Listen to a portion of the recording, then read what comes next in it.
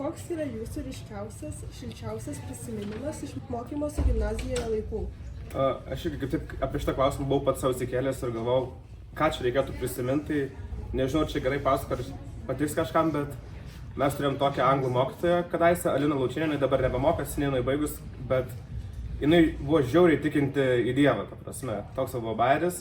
Ir mes sakom, blemba, čia turėjo būti kontras ir taip toliau, bet ir sakom, blemba, davai pašnekėk kažką apie Dievą ir paklausk, ar tiki į Dievą. Ir tada mokytoja pradėjo visą pamoką šnekėti, mes išvengėm kontrolinę ir pažvengėm ir paklausėm paskaitos apie Dievą. Tai šitas buvo vienas iš tų įdomesnių bairių, o šiaip kažko daugiau ypatingo, tai be nusirašinėjimų kažkokių, tai nieko nėra.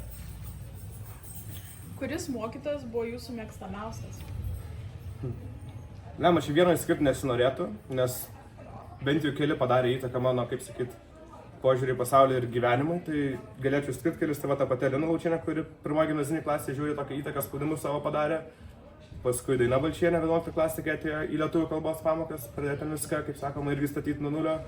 Paskui, aišku, auklėtoja Asta Rutkienė, kaip čia be jos. Kaip čia be jos, irgi įdomesnė persona buvo, kaip sakoma.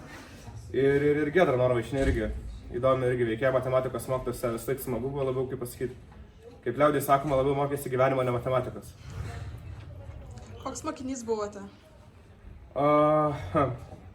Galbūt, sakyčiau, nuo kokios 9 klasė buvau ne pats geriausias, paskui, sakykime, ėjau step by step į viršų, bet aišku, jeigu reikėtų vertinti 10 baliai skalį, duočiau savo kokį solidų 7. Visai galima ir geriau. Ko labiausiai pasilgote gimnazijoje? Nežinau, kad nereikėtų darbą.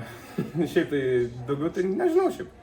Aš nebūtų tas žmogus, kuris pernelyg su visais bendrauja, nežinau, aš dabar kaip sakau mokyklos veiklą visą, tai šiek tiek asmenys ir žmonės, kokie yra susirinkę mokyklą, yra pasikeitę truputį nuo tų laikų, kai aš mokiausi, tai aš stengiuosi, sakykime, su tam tikrais žmonėmis palaikyti tą ryšį ir gyventi savo gyvenimą, liaudiškai tariant. Tai nežinau, galbūt tiesiog pasiriksiu pamokų, tokių kaip kūno kultūra, kur tiesiog tai nėra lašikačių daugiau nieko neveikia.